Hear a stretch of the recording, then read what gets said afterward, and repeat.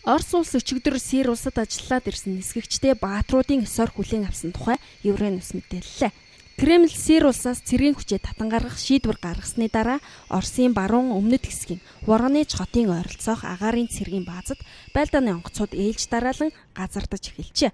Байлдааны онгоцнуудын эхний хэсгийг нь Латакия дэх Химемом агаарын баазаас хөдөлсөн гэдгийг Оросын батлан хамгаалах яамнаас мэдэгдлээ. Байлдааны онгоцнуудыг тэргүүлэн TU-154 болон SU-34 зэргийн олон зорилтод бөмбөгдөгч онгоцууд ниссэн байна. Даваа гарагийн орой Оросын ерөнхийлөгч Владимир Путин Сирийн Латакия дэх агаарын баазаасаа цэргүүдэд татан гаргахыг батлан хамгаалахын сайд Сергей Шойгуд тушаасан. Оросын албаны улс өнгөрсөн оны 9-р сарын 30-ны өдрөөс эхлэн Сирь улсад терроризмын эсрэг кампанит ажиллаа эхлүүлсэн.